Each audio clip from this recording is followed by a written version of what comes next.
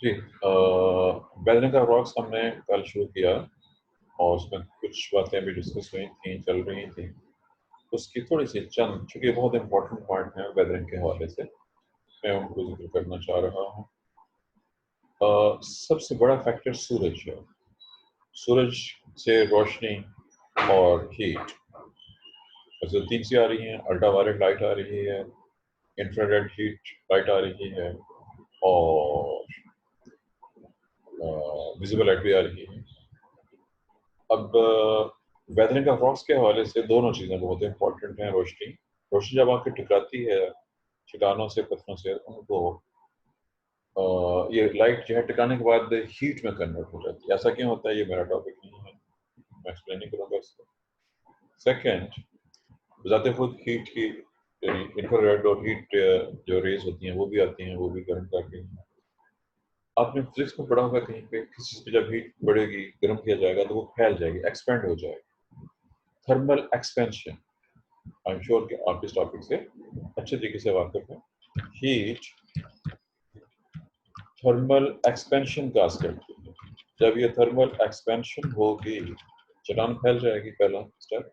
अगला स्टेप, जब रात का वक्त होगा, सूरज नहीं होगा, तो कोल्ड, ठंड, ज़ाहिर है कि रात का जब टाइम है तो दिन का टेम्परेचर 50 है, रात को वो 20 के रेंज में आ चुका होता है, ऐसे भी कम सकते। जब कोल्ड होगा तो वो जो एक्सपेंशन हुई थी वो खत्म हो जाएगी और कंट्रैक्शन हो जाएगी। गर्मी सर्दी में भी ऐसा ही होता है। गर्मी के मौसम में चीज़ें ओवरऑल जो है वो फैलती हैं और सर्दी में सुख जाती हैं। ये प्रोसेस अल्टरनेट हो रहे हैं और ये दोनों मिलके वो सबसे बड़ा फैक्टर बन जाते हैं जिसको हम वेदरिंग ऑफ रॉक्स का पहला पॉइंट कह सकते हैं। ये वेदरिंग ऑफ रॉक पास करते हैं नंबर 1। वेदरिंग ऑफ रॉक के लिए सबसे इम्पोर्टेंट पॉइंट यही दो चीज़ें हैं, हीट से चीज़ों का गर्म होना और ठंडा हो जाना, और मैं पहले कह चुका हूँ कि सन, सूरज जैसा ऐसा हो।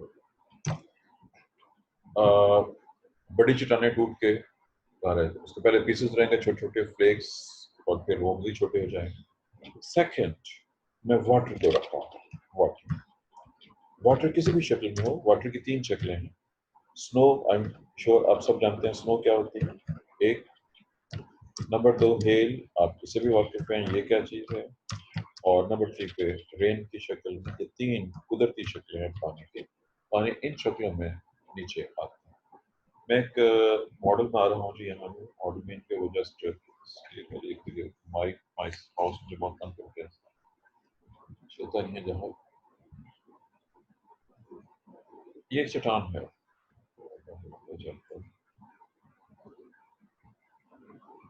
ये चट्टान है और चट्टान की खास शेप बना रहा हूँ। ये रॉक, इस रॉक में खास चीज आपको नजर आ रही है, आपने बताना है क्या नजर आ रहा है।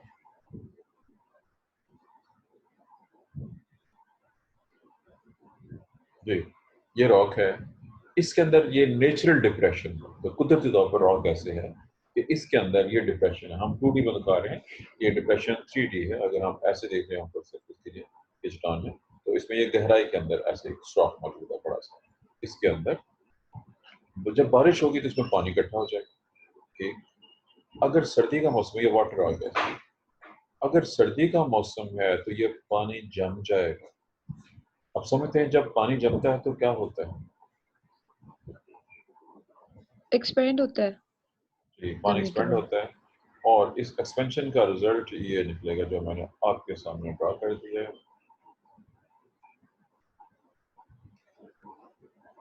जी, ये वो रिजल्ट है जो इसका निकला है बेलरॉक स्केच है। ये वो चट्टान थी जो टूट गई है उस पानी के एक्सपेंड होने से। ये वजह कि मैंने वाटर को नंबर 2 पे रखा है। पानी अगर इस तरह से किसी क्रैक में घुस जाए, क्रैक बड़ा हो और जब वो एक्सपेंड होता है तो उसका इतना प्रेशर होता है कि चट्टानों को तोड़ के रख देता है। ये पानी की फोर्स है। पानी की फोर्स का दादाजी लोगों ने सुनामी की यूट्यूब पर वीडियो देखी, क्योंकि आप बहुत छोटे होंगे जब सुनामी आया था। ये असली सुनामी की बात हो रही है जो इंडोनेशिया में आया था, उसकी बात कर रहा हूँ, पाकिस्तानी सुनामी की बात है। ये था जी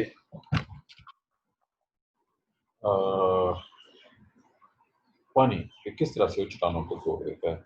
मैंने बड़ी का जिक्र किया, छोटी चट्टानें भी तोड़ सकती हैं। वाटर को मैंने सिर्फ एक जहाँ से कर दिया, जब पानी फ्लो कर रहा होता है। ये एक बहुत मशहूर चीज़ है। आपने बिल्कुल खूबसूरत प्यारी प्यारी, उसको बजरी कहते हैं हमारे यहाँ। ये हाँ, मैंने उर्दू गलत बोला है जी, बजरी का लफ्ज़, बजरी का कई मीनिंग है। पंजाबी में उसको बीटे कहते हैं। कि आप समझते हैं पंजाबी का लफ्ज़ बीटा, ये बेटा नहीं पढ़ना, मैंने पंजाबी में बोला लफ्ज़ बीटा क्या होता है। जी सर, वो बड़े साइज के पत्थर होते हैं और वो बड़े डॉट डॉट से उस पर लगे होते हैं, उसे कहते हैं। तदरीब का जवाब तकरीबन 70% ठीक है जी। कोई और इनके क्वेश्चन करेगा या कोई वजाहत करना शुरू कोशिश करेगा? सर जो बजरी होती है उसको तो नहीं कहते? बजरी उन्हें बीटों से हासिल हो रही होती है, उनको क्रश करके हासिल की जा सकती है। लेकिन वो जो ये स्पेसिफिक जो ये बीटे हैं, डेकोरेशन के लिए भी, जी बिल्कुल अक्सर डेकोरेशन की जगह पे भी देखे जाते बिल्कुल हैं ये। ऐसे जहाँ पे लोग डेकोरेशन करते हैं, इनसे डेकोरेशन भी कर रहे होते हैं। किसी को इसके बारे में है इन्फॉर्मेशन, ये क्या होती है, होता क्या है वो जो बीटे हैं? जी, अब लोग केमिस्ट्री के स्टूडेंट हैं बच्चों, मैं केमिस्ट्री का स्टूडेंट नहीं हूँ। मैं ज़ूलॉजिस्ट हूँ, माइक्रोबायोलॉजिस्ट हूँ, और केमिस्ट्री आप पढ़ रहे हैं, आपको मुझसे ज़्यादा केमिस्ट्री आनी चाहिए।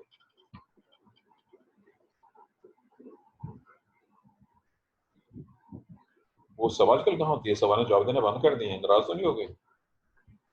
नो सर, ऐसी तो कोई बात नहीं। चलें सुन सर लीजिए। वो ना जी आजकल वो सिग्नल स्ट्रेंथ वीक आ रही है, तो कभी कभी आपकी आवाज नहीं आ रही है। और सिग्नल्स की प्रॉब्लम तो बहुत ज़्यादा है पाकिस्तान यस में। सर। पाकिस्तान में ऐसे तो बहुत सी प्रॉब्लम्स हैं, लेकिन एजुकेशन के हवाले से एजुकेशन ज़्यादा खुद प्रॉब्लम बन चुकी हुई है, जो कि क्राइसिस में चली गई हुई है। यस सर, वो कभी कभी आपकी आवाज सही नहीं ना आती, मेरे सिग्नल वीक होते हैं, तो इस वजह से क्वेश्चन का पता इतना नहीं चल रहा था। चलो ऐसा है। असल में जो प्रॉब्लम पैदा हुई है, ये बड़ी मशहूर पोस्ट चल रही है सोशल मीडिया पे कि अगर स्कूलों कॉलेजों यूनिवर्सिटियों में कोरोना का खतरा है, तो फिर जो क्लासेस हैं वो सब्जी मंडियों में लेके जाएं, क्योंकि पिछले 3 महीने से वहाँ पे कोरोना का कोई आउटब्रेक नहीं हुई। क्योंकि आपको तो ज़्यादा मौका नहीं मिलता है, मुझे तो सब्जी मंडी जाने का मौका मिलता है। मैं खुद वैसे कोशिश करता हूँ कुछ टाइम पे जाऊँ, क्योंकि मैं एक दो बार जाके देखा कि जब रश का टाइम होता है तो वहाँ पे घर पे स्विच होता है, तो मैं कोशिश यही होती है मैं very early in the morning जाऊँ, मैं सब्जी ले लूँ ताकि मसाइल ना पैदा हो। वैसे मैं वो मास्क पहन के जाता हूँ, ग्लव्स पहन के जाता हूँ, तो वहाँ मैं एहतियाती तदाबीर कर रहा होता हूँ। लेकिन वहाँ जो लोग होते हैं वो बगैर किसी एहतियाती तदाबीर के हज़ारों के हिसाब से शोपरा की मंडी में थाउजेंड के हिसाब से लोग मौजूद होते हैं, और कोई सोशल डिस्टेंसिंग नहीं होती है, कोई एहतियाती तदाबीर नहीं होती है।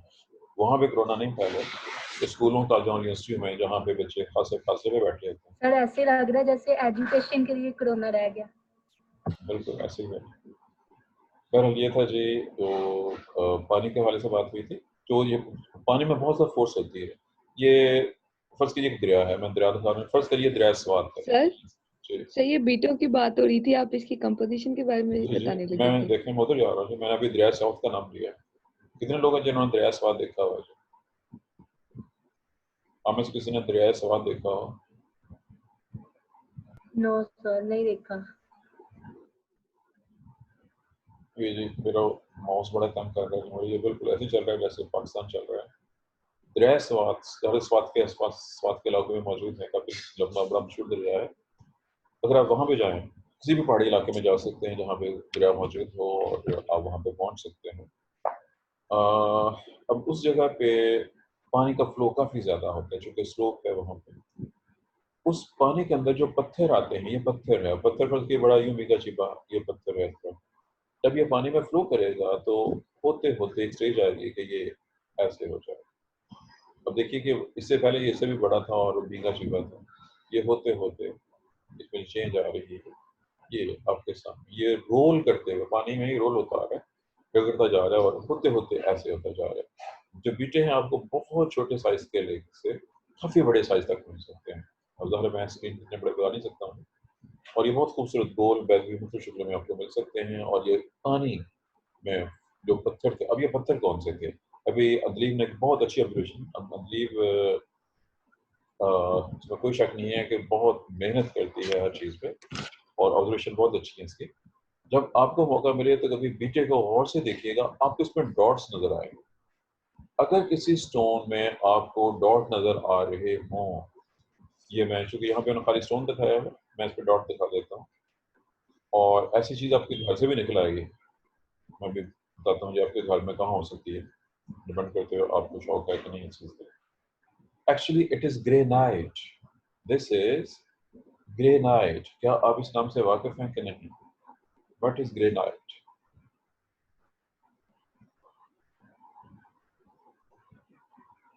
मोहन सर, सर कोयले की एक किस्म है। इसकी किस्म है बताता है? आपका जॉब क्लियर नहीं सर होता है कोयले की आपने? कोयले के नहीं टॉपिक में पढ़ा था ये लफ्ज। नहीं बेटा, इधर देखें जरा, कोयले जो मैंने लिखा हुआ है स्क्रीन पे, इसको गौर से देखें। जो मैंने लिखा हुआ है GRANITE, मैंने ग्रेनाइट लिखा है। आपने इसको ग्रेफाइट पढ़ लिया होगा मेरे ख्याल में। मैंने ग्रेफाइट नहीं कहा है, ग्रेनाइट का है। मैंने स्पेलिंग ग्रेनाइट, जी ग्रेनाइट में स्पेलिंग ग्रेनाइट। जी लिए मैंने आपके सामने स्पेलिंग लिख दी है। मैं टेक्स्ट में लिख देता हूँ ताकि किसी को कंफ्यूज ना रहे। ये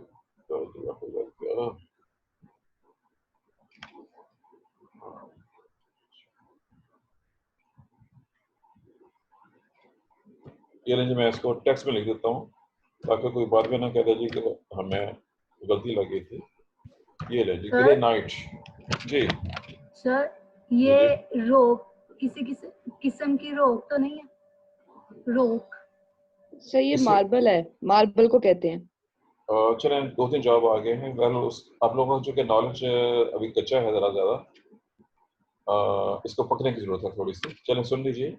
अदलीब का जवाब चूँकि आम रूटीन में यही है कि अगर आप किसी जगह पर मार्बल लेने जाएँ तो जिन दुकानों से मार्बल मिलता है वहीं से ही ग्रेनाइट भी मिलता है। ग्रेनाइट एक रॉक है, पत्थर है, और बहुत ही खूबसूरत है। जो ज़्यादा खूबसूरत होते हैं वो महंगे बिकते हैं, और ये जो बजरियाँ हैं, कंकरी, जो बीटे कहलाते हैं पंजाबी में, जिसमें ये ग्रेन्स मौजूद हैं, ये ग्रेनाइट की सबसे घटिया किस्म है। ये सबसे सस्ता है, आप ये कह लीजिए।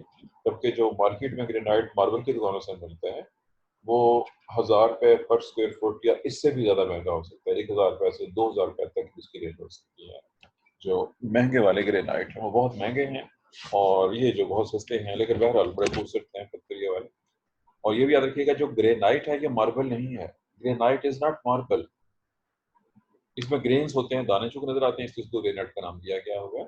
ये दुनिया का सबसे बहुत ही अच्छा पत्थर कह लीजिए, मजबूती के लिहाज से, खूबसूरती के लिहाज से, तो मेरे हिसाब से मार्बल नंबर 1 पे आना चाहिए।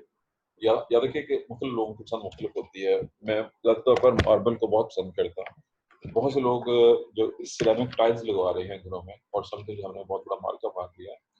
सिरेमिक टाइल्स कुछ भी नहीं है। जो चीज़ अल्लाह ताला ने बना दी है उसका कोई मुकाबला नहीं हो सकता है। मार्बल और ग्रेनाइट अल्लाह की बनाई हुई चीज़ें हैं। दुनिया का कोई बंदा भी इनके मुकाबले में कोई चीज़ नहीं बना सकता।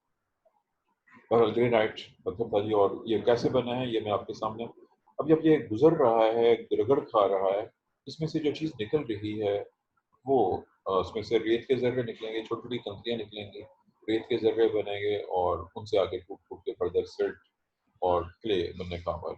ये सब कुछ दरियाओं में होता है। आप दरियाओं के हवाले से शायद इस बात से वाकिफ़ हैं। दरियाओं से पानी निकल के नहरों में जाता है, और हमारे यहाँ हर साल नहरों की भल सफाई करनी पड़ती है। क्या आप इस भल सफाई के नाम से वाकिफ़ हैं कि नहीं? भल सफाई, कितने लोग हैं जो इस नाम से वाकिफ़ हैं?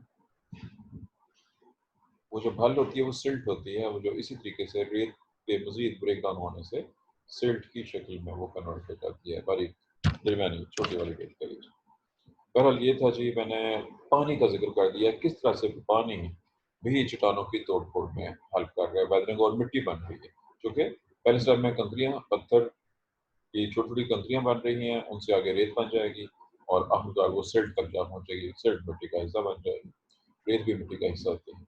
ये मैंने पानी का जिक्र किया जी। अब मैं आखिरी स्टेप इस सिलसिले का जो है उसमें आ रहा हूँ, और ये आखिरी स्टेप वाटर, सॉरी वाटर हो गया जी, एयर है। आखिर मैं एयर का जिक्र कर रहा हूँ। हवा भी बहुत इम्पोर्टेंट है। ये एक फर्ज कीजिए एक चट्टान है किसी जगह पे, और ये चट्टान किसी पहाड़ी इलाके में है जहाँ पे हवा चल रही है। जब हवा चलती है, ये पत्थर है फर्ज कीजिए, वो जब इसके ऊपर से हवा गुजरेगी, अगर किसी खास एंगल पे गुजर रही है किसी साइड से ज़्यादा, तो वहाँ पे इसमें स्क्रैचेस आना शुरू हो जाएंगे, हवा से स्क्रैचेस। और होते होते स्टेज आएगी कि ये, अगर मैं इसको साइड से दिखाऊं, तो ये क्योंकि ये इसने ऐसे कर दिया, ये हवा की वजह से ऐसा हो रहा है, यहाँ से हवा के गुजरने की वजह से ये क्रैक्स आ गए हैं, टूट गई है। जब ये ज़्यादा डिप्रेशन ज़्यादा चली जाएगी तो आखिरकार ये चट्टान टूट जाएगी। हवा भी लंबे टाइम के बाद फट करते हुए चट्टानों को तोड़ सकती है। हीट का जिक्र हो गया, पानी का जिक्र हो गया, हवा का जिक्र हो गया, ये वो सारे के सारे फैक्टर्स हैं।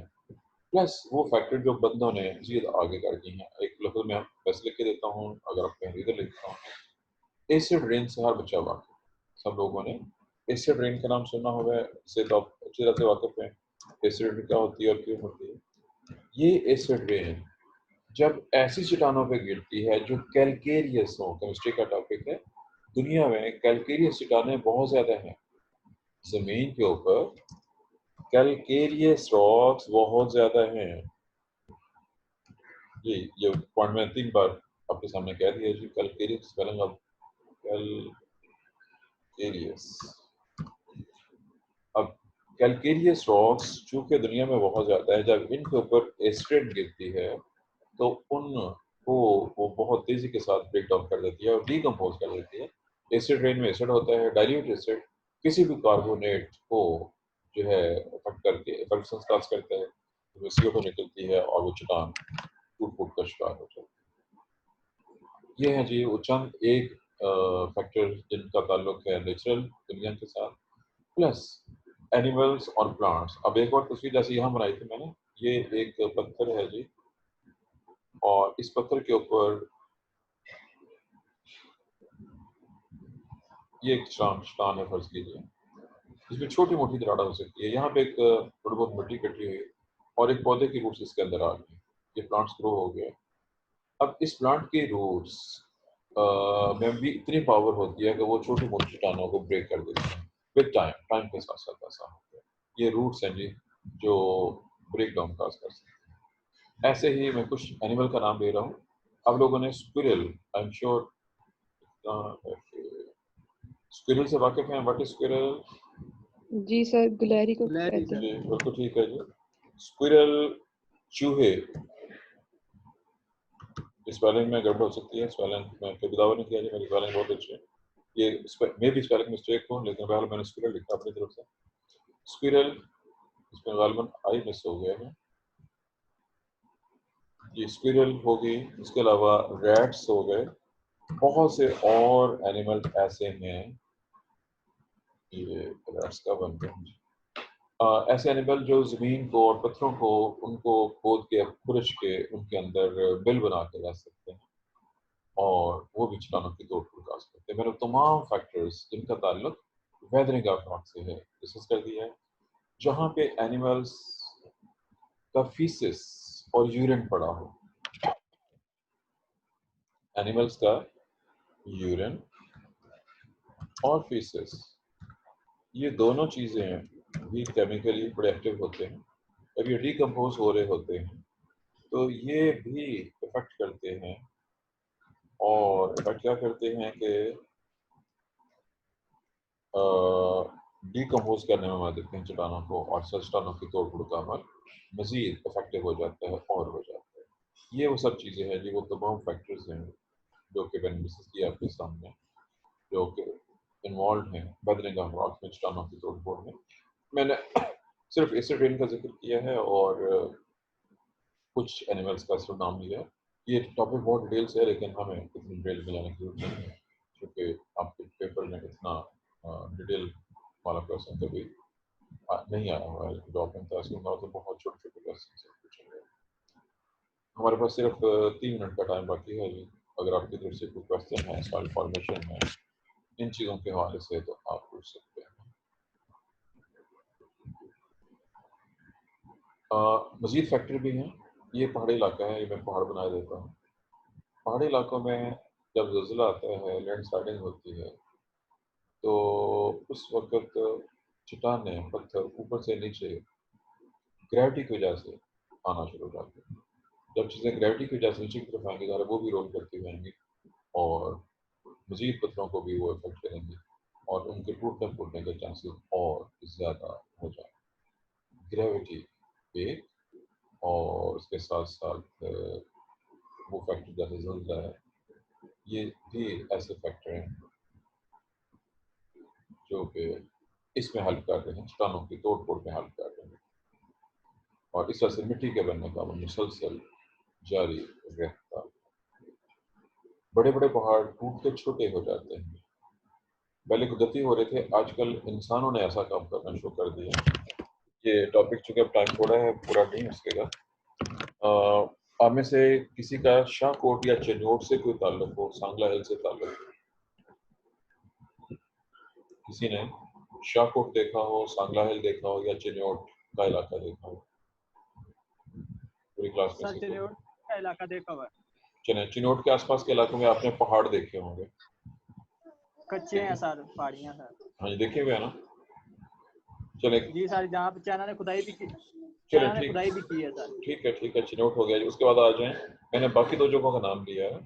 शाहकोट में और सांगला हिल में थोड़े थोड़े कुछ टिब्बे रह गए हैं, अब पहले पहाड़ की बाकियात थोड़ी सी बाकी रह गई हैं। सांगला हिल का नाम ही बता रहा है, हिल पहाड़ी को कहते हैं, छोटी सी पहाड़ी मौजूद है वहाँ पे भी। शाहकोट में भी ऐसा ही है।